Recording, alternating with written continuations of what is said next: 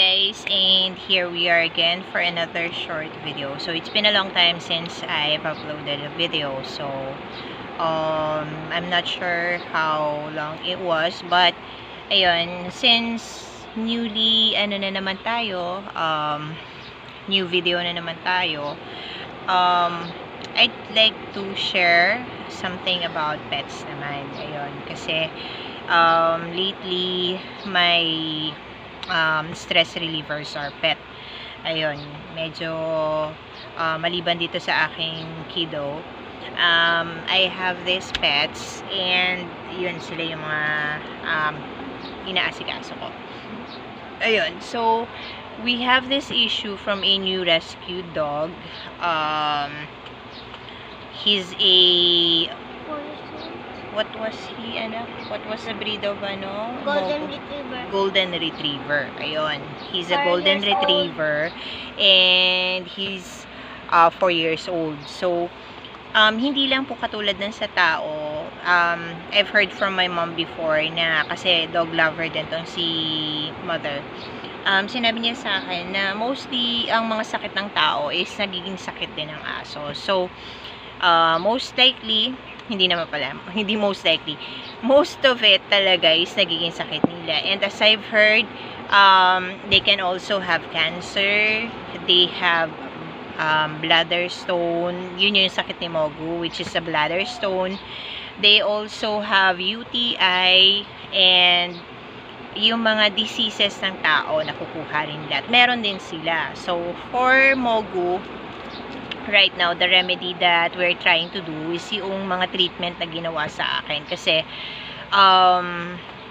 just like what I've mentioned from my previous videos, na hindi na ako nagpapa-treatment, I'm doing my, yung mga herbal and natural resources na po pwedeng maka-relieve sa akin kahit papano. So, there's yung long reach products. So, right now, Mogu is using yung strips, which is actually coming from this napkins. Ayan, ayan siya. Ayan, nakikita nyo po ba? Yan, yun. Actually, this is for heavy duty na menstruation ko. Yan yung mga ginagamit ko. And, ayun, medyo dumidilim sa labas, and we don't have light. Nandito kasi ako sa loob ngayon right now. Hindi muna kami naglalabas ng baby ko kasi sabi ko sa kanya, gusto ko magpahinga dito sa loob. So, ayun. Bibigyan nyo open the door para medyo lumiwanag. Ayun. So, ayun. Ayan. Medyo nakikita nyo na po itsura ko at yung aking baby. Ayan. So, yun nga po, yung strips coming from my napkins. Actually, yun yung nilagay namin doon sa merong chin-chin part niya, doon sa may part ng chin-chin niya, at saka noong tummy niya, yung nandun sa may bandang baba. Nilagyan namin siya ng strip, tinagtad namin ng tape para hindi malaglag. And then, right now, he's drinking water coming from pie cups. Ayan. This is mine. Actually, yung sa partner ko, so, yun yung daladala niya para doon kay Mogu ngayon. Dito kami kumukuha ng water. So, we shake this para mag-produce ng no, it's a vitamins, negative ion. Ayun, so yun. Bibi, you go there muna, madilim. Tapos, ayun, medyo magulo ang aking chikiting. Ayun, so yun nga po ang ginagawa muna namin, and we're going to try it for the meantime, kasi nga medyo risky yung surgery for him, kasi nga he's already 4 years old. Oh, by the way, isa pa sa mga ginagawa sa kanya right now noong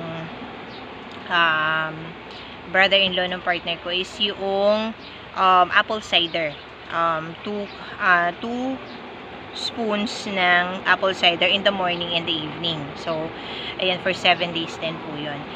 Everything po na nakukuha ng sakit ng tao, so especially dun sa mga pet lovers, much better po kung talagang